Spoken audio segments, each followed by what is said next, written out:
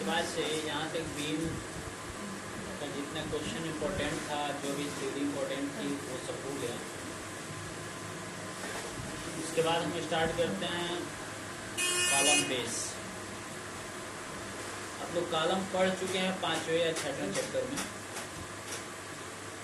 Column होता है तो उसको कहीं ना कहीं नीचे उसका वो करना पड़ता है, मतलब ये स्थिर करना पड़ता है, जिसकी वजह से जितने भी स्लैब का लोड आता है या कोई लाइव लोड आता है, उन सबको बीम लेते हुए कॉलम पे ट्रांसफ़र करता है, और कॉलम अपने ऊपर वहन करते हुए कॉलम बेस पर ट्रांसफ़र करता है। यानी कि धरती पर जो भी लोड ट्रांसफ़र करना है मृदा पे, और मृदा पे जो लोड ट्रांसफ़र करना है, वो लोड ट्रांसफ़र होने के लिए इसमें कॉलम बेस का होना बहुत ज़रूरी है। और सबसे ज़्यादा लोड आप लोग जानते हैं कि कॉलम पर ही आता है, इसलिए कि जितना है ना सबका लोड, अगर इसको 4 खंभे पे खड़ा कर दिया, 4 खंभा ही तो कॉलम है, तो सबका लोड उसी 4 खंभे पे ही तो आ रहा है। यानी कि सबसे ज़्यादा लोड इन्हीं खंभों पे आता है, और इनका जब ट्रांसफ़र करना होता है ज़मीन पे और मृदा पे, अगर ऐसे ही इसको टिका दें तो क्या हो जाएगा, लोड आने के कारण वो धंस जाएगा। इसलिए कि एरिया उसका कम है। जो हम लोग कॉलम आखिर में मिलता है, जो कॉलम, तो चौड़ाई जो होती है लगभग 200 mm या 300 mm, यानी कि 20 सेंटीमीटर या 30 सेंटीमीटर, जो उसकी एक डेप्थ जो जिसको हम लोग कहते हैं, यानी कि दूसरी चौड़ाई और एक दूसरी लंबाई या चौड़ाई, इसको भी कह देंगे। यानी कि पार्श्व जो साइड होती है वो या तो हो जाएगी 40 × 40 का वर्गाकार हो, तो या आयताकार हो तो एक हो जाएगा 20 और एक हो जाएगा 30। यही होता है कि एरिया कम होने के कारण यदि लोड आ रहा है तो स्ट्रेस ज़्यादा होगा, जिसकी वजह से वो धरती में धंस जाएगी। तो इसको बचाने के लिए एक ऐसे बेस की आवश्यकता होती है जो कि ज़्यादा एरिया प्रोवाइड करे, और जो लोड कॉलम पर आता है वो लोड उस बेस पर ट्रांसफ़र करे, और बेस ज़्यादा एरिया पर वहन करके और पुनः क्या करे, ज़मीन पे ट्रांसफ़र कर दे और मृदा पे ट्रांसफ़र कर दे। तो यही आवश्यकता होती है कॉलम बेस तैयार करने की। जो कॉलम बेस तैयार किया जाता है, जो आपका कॉलम के द्वारा लोड आता है,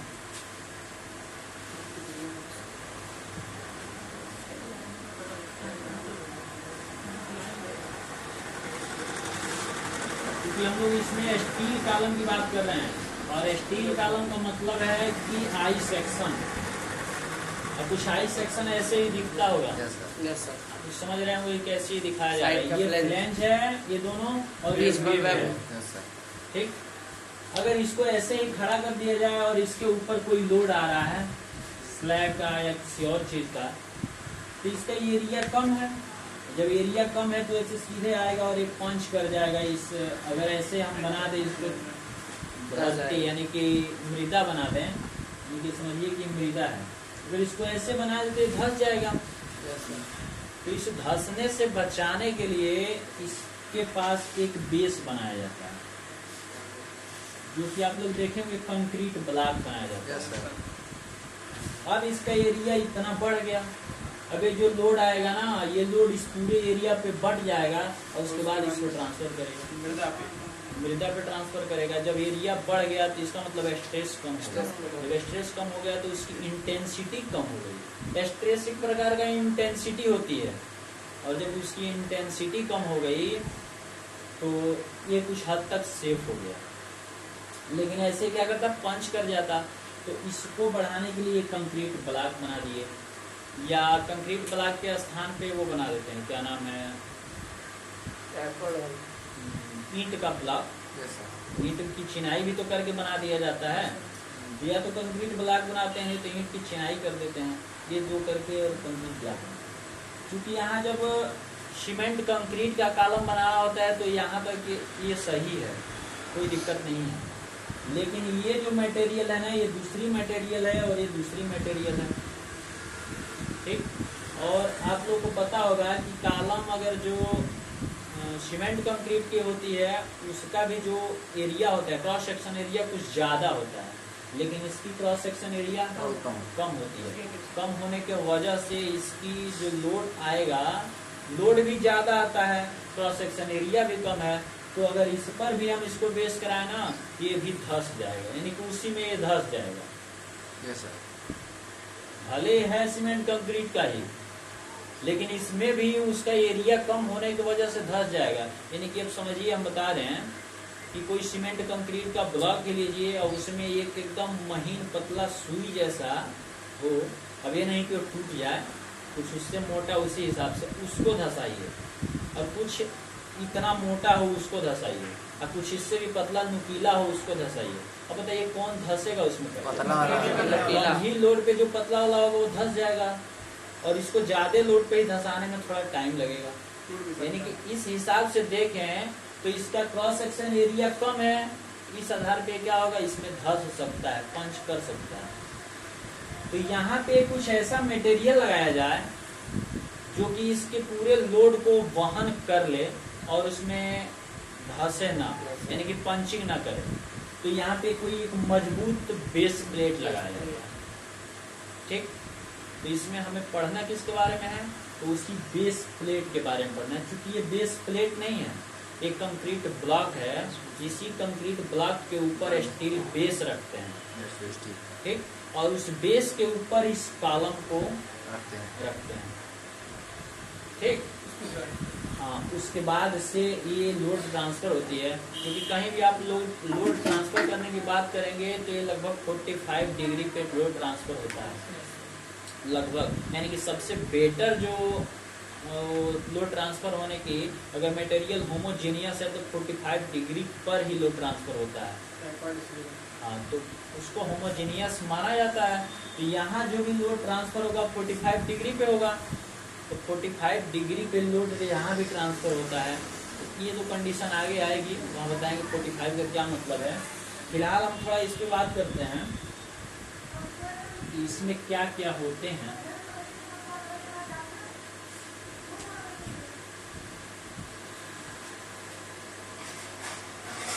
सबसे पहले हम एक कंक्रीट ब्लॉक बनाते हैं।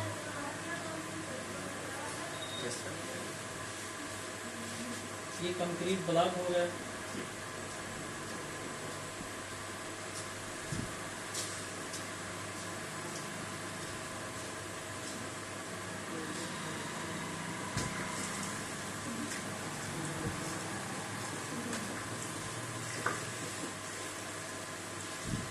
इसके ऊपर एक क्या बनाते हैं, बेस बनाते हैं, बेस प्लेट कहते हैं इसको। इसका क्या नाम है, बेस प्लेट। और इस बेस प्लेट को अगर ऐसे ही रख दें तो उसमें ये दोनों अलग अलग चीजें, कहीं भी सरक सकता है।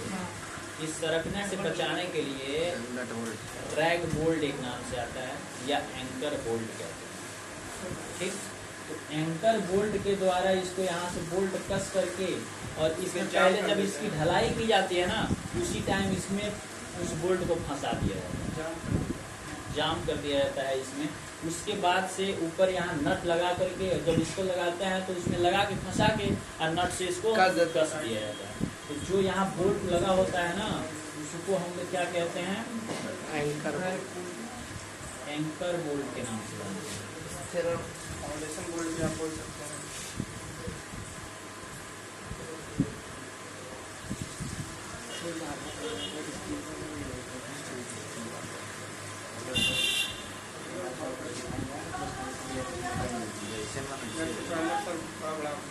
ठीक, नट थोड़ा बड़ा बनाइए, यहाँ में कसना नहीं है।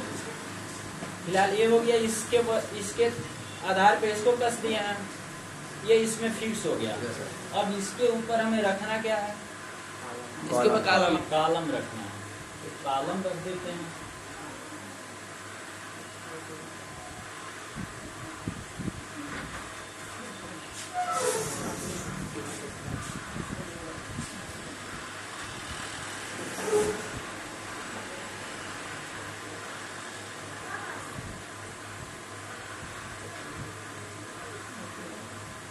ये स्टील कॉलम है, ये दोनों क्या है, इसके फ्लैंज है। अब अगर इस बेस प्लेट पे ऐसे ही स्टील कॉलम रख दें, क्या इस पे रुकेगा ये? गिर जाएगा। इसको भी तो इसके ज्वाइंट करना होगा, तो इसको भी ज्वाइंट करने के लिए इसमें भी एंगल लगाया जाए। अब इसमें एंगल लगाए जाते हैं, एंगल वही है, साइज अलग अलग हो सकता है लेकिन उनका नाम अलग अलग होता है। अगर जिस एंगल को इस फ्लैंज को कसने के लिए लगाते हैं उस एंगल को फ्लैंज एंगल के नाम से जानते हैं। जो एंगल यहाँ लगाया जाता है जिसको कि इस फ्लैंज में कसा जाता है तो उस एंगल को क्या कहते हैं? फ्लैंज एंगल कहते हैं, जो कि आपको दिखाई देगा कुछ ऐसे।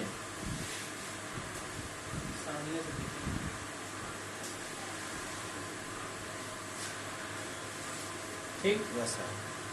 कभी कभी ऐसा होता है या तो अगर बेस प्लेट बहुत बड़ा है तो इसको अलग दूसरे नट बोल्ट से कस दिया जाता है, मतलब कि रिवेटिंग कर दी जाती है। और नहीं तो अगर आ रहा है इसी में तो अगर इसमें आ जा रहा है तो इसी में कस दिया जाता है। ठीक, ये कंडीशन भी डिपेंड करता है कि कहाँ कौन सी कंडीशन बन गई है। तो इसको अलग भी रख सकते हैं, नहीं तो इसी में कस भी सकते हैं। तो यहाँ एक कंडीशन आ गई इसकी,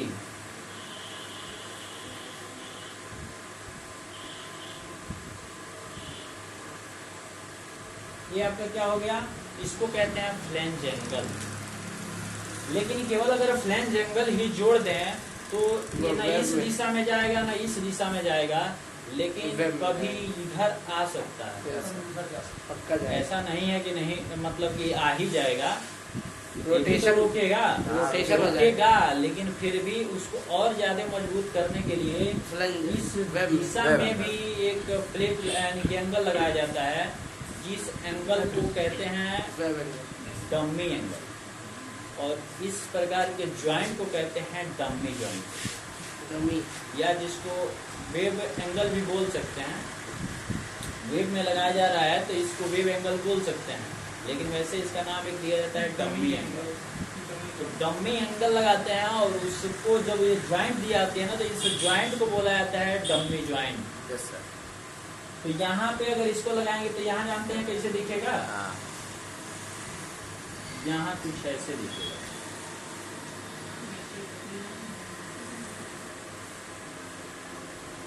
नीचे पतली लाइन, एक और लाइन दिखेगी नीचे, ये और लाइन दिखेगी। Yes sir. ये क्या है सर? वो इधर साइड नीचे इसमें कसा हुआ होगा, इसमें भी कसा गया होगा। Yes sir.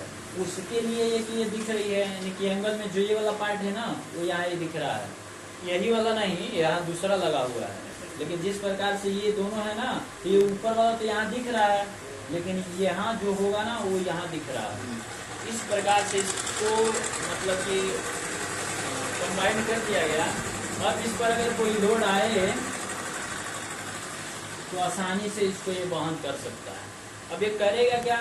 तो इस पर जब लोड आएगा ना तो यहाँ से 45 डिग्री पे ट्रांसफर करता है, क्योंकि यहाँ से नहीं करेगा, इसलिए कि जो मटेरियल ये है वही मटेरियल ये है ना।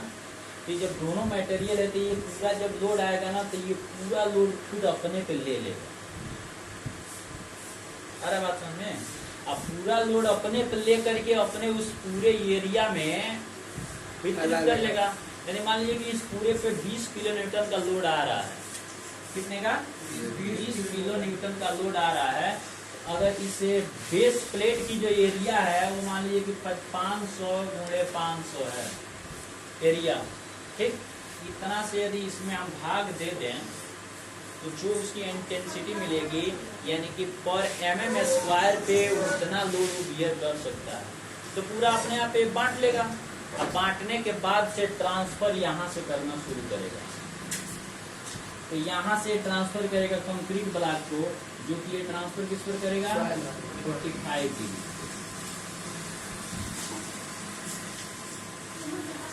ठीक।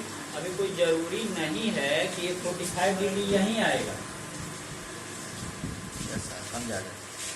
यहाँ भी तो आ सकता है और यहाँ भी आ सकता है, बाहर नहीं आते। ठीक। लेकिन बाहर नहीं जाना चाहिए, ठीक। तो ऐसे हम इसकी भी डिजाइन करेंगे और इसकी भी डिजाइन करेंगे। यही दो चीज का हमें डिजाइन करना है। ये क्या है? कॉलम बेस, या इसी को बेस प्लेट के नाम से जानते हैं। किस नाम से? Base plate. इसी को कहते हैं बेस प्लेट। और ये क्या है? Concrete block.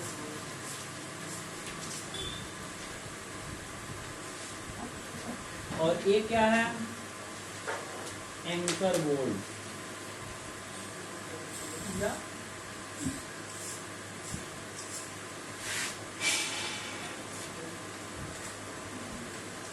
और ये क्या है? Flange angle.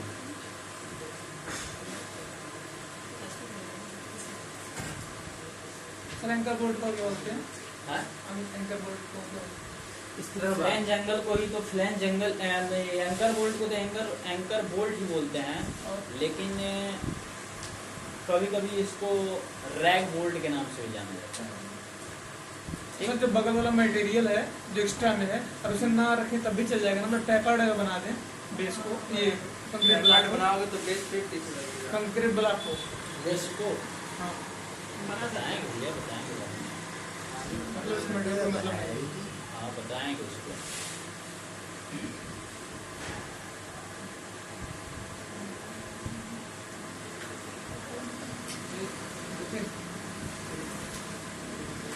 ये हो गया। और ये क्या है? आई सेक्शन, जिसको कि हम कॉलम के रूप में ले रहे हैं। और ये क्या है? Dummy angle.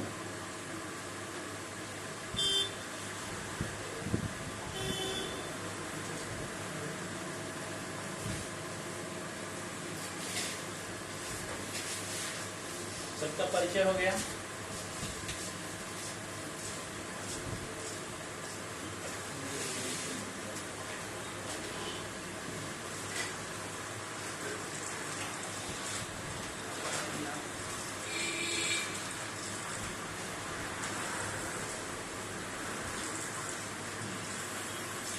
अब हम लोग को पढ़ना क्या क्या बताएं?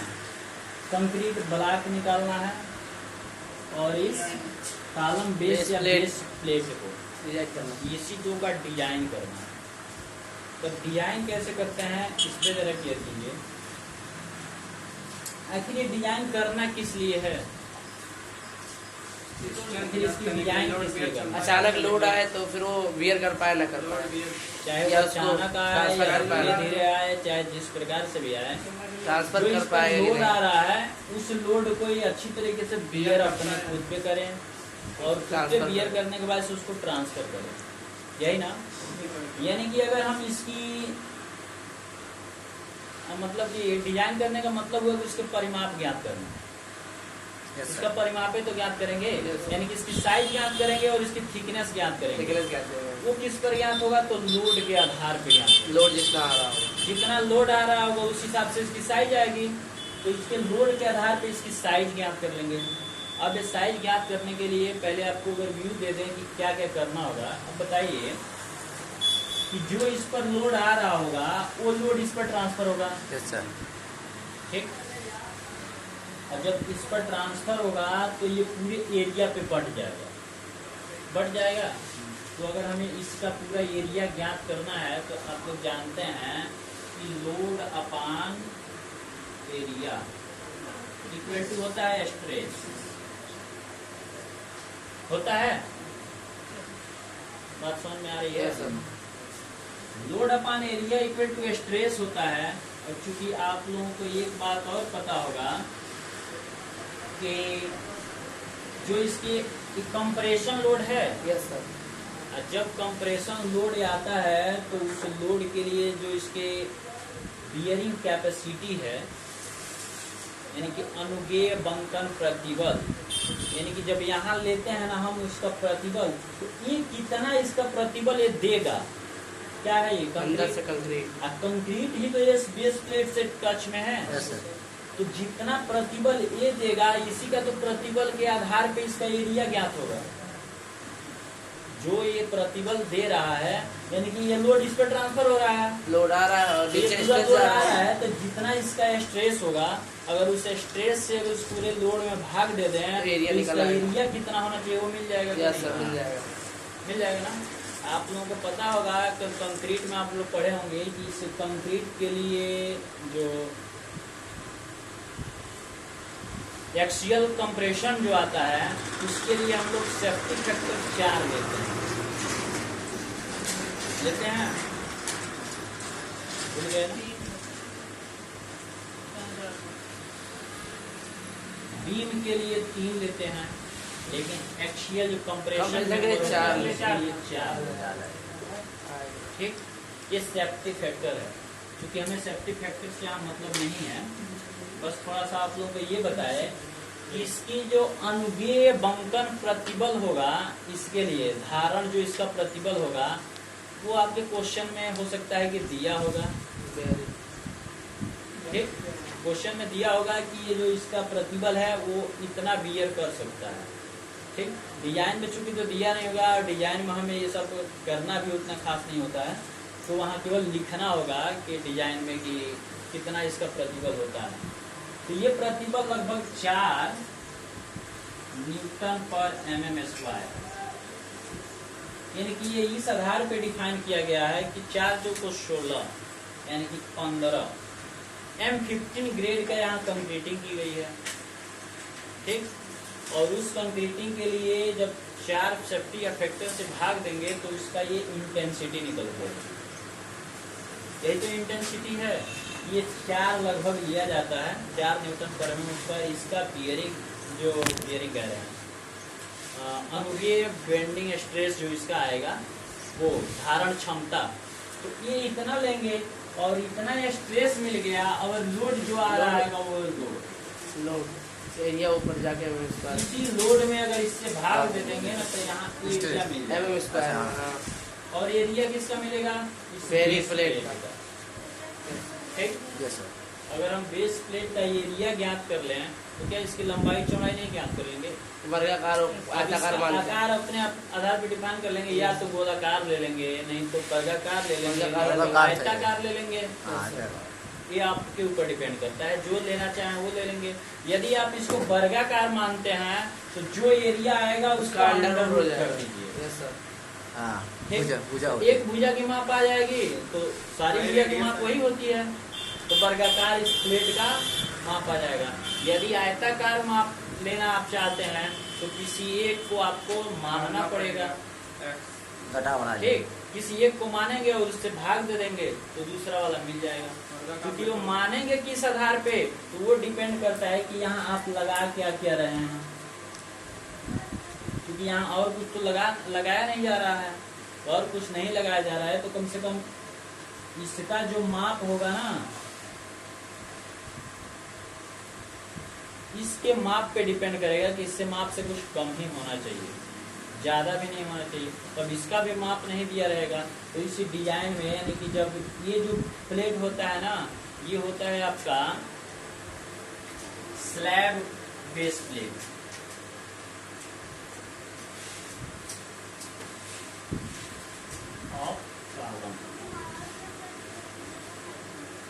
यानी कि इस प्रकार का जो प्लेट लगाया जाता है ना, उसे स्लैब बेस प्लेट के नाम से जानते हैं। स्लैब बेस का मतलब है कि इस प्रकार देख रहे हैं स्लैब के जैसे दिख रहा है।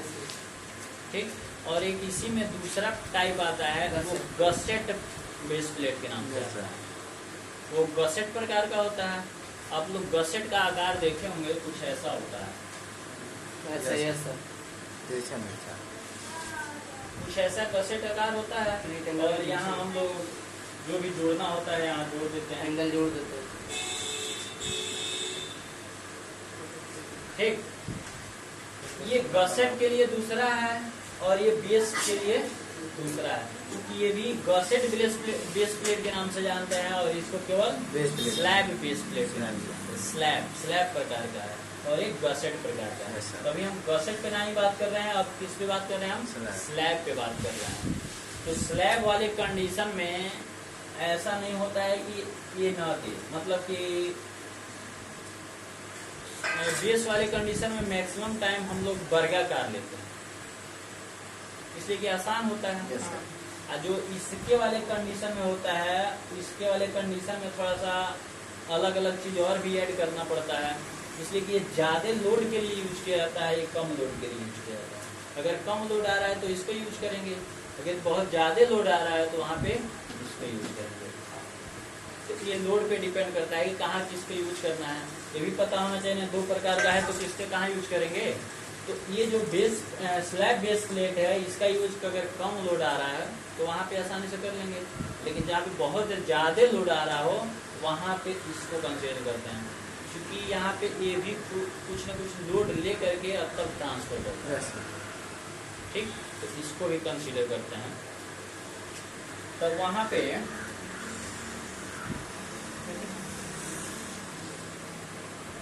तो रुका था कि अरे आप मिलाने लगे हैं। तो इसका एरिया ज्ञात कर लिए, एरिया ज्ञात करने के आधार पे एक साइड ज्ञात कर लीजिए। इसको वर्गाकार मान के मैक्सिमम आप सवाल सॉल्व कीजिए। तो लेकिन इसकी हाइट तो होनी चाहिए ना कुछ ना कुछ, उतना ही लोड के लिए हाइट चाहिए। ऐसा नहीं है कि लोड हम चेंज करके तब हाइट, अब हाइट इसकी जो थिकनेस निकलेगी उसी लोड के आधार पे निकलेगी। तो उसके लिए IS 800/1984 के अकॉर्डिंग एक फार्मूला दिया गया है थिकनेस ज्ञात करने की। वो फार्मूला आपकी होती है इस स्लैब बेस के लिए T =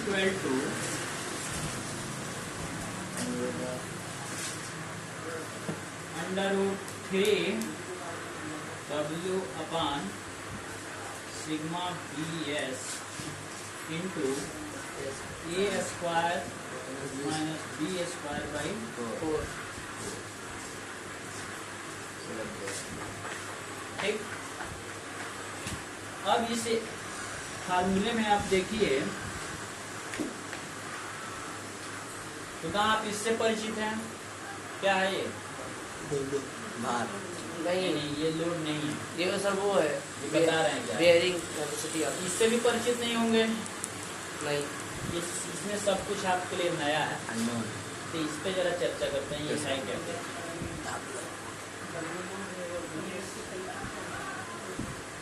अगर मान लीजिए कि हम इसका एरिया ज्ञात कर लिए हैं तो कुछ ना कुछ इस तरह से एरिया होगा।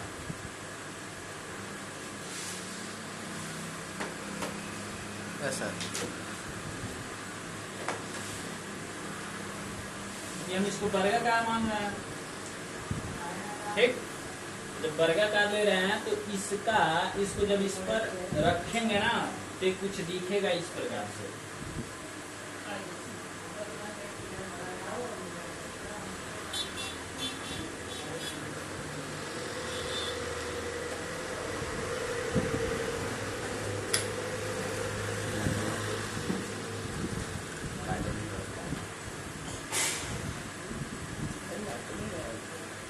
कुछ इस प्रकार से दिखेगा ना। Yes sir. अगर इसको प्लान में देखेंगे तो कुछ इस प्रकार से दिखेगा। उसके बाद से इस एंगल भी तो लगा के इसको जोड़ा गया है, एंगल भी देखेंगे सर।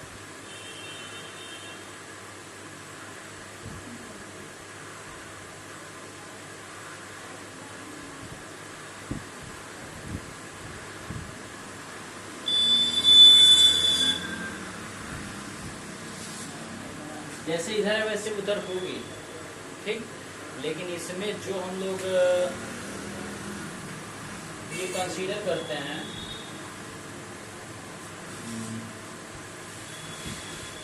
थिकनेस, जब इसकी कंसीडर करते हैं ना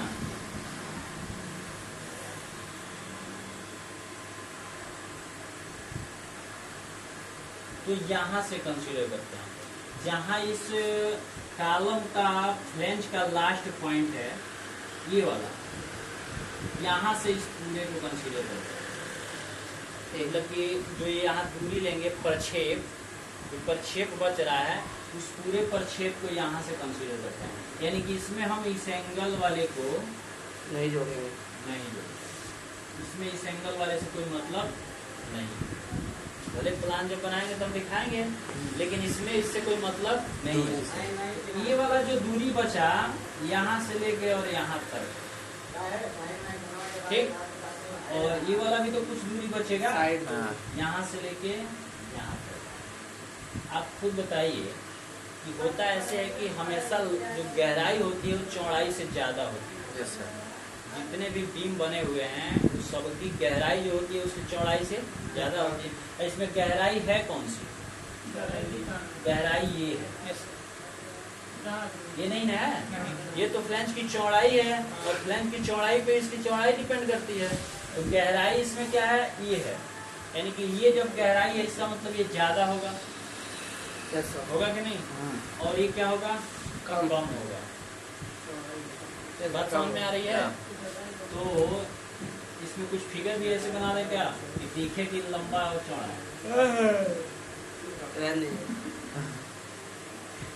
थोड़ा सा ये और बढ़ा दे रहे हैं।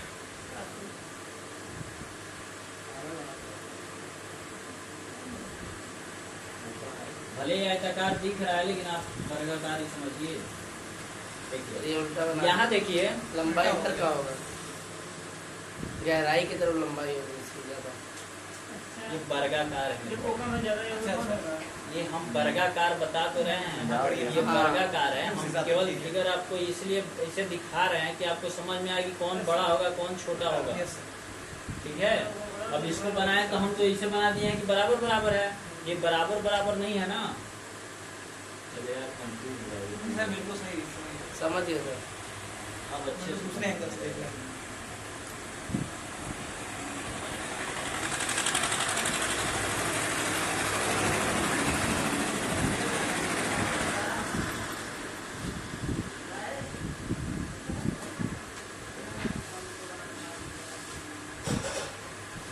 अब दिख रहा है ना वर्गाकार?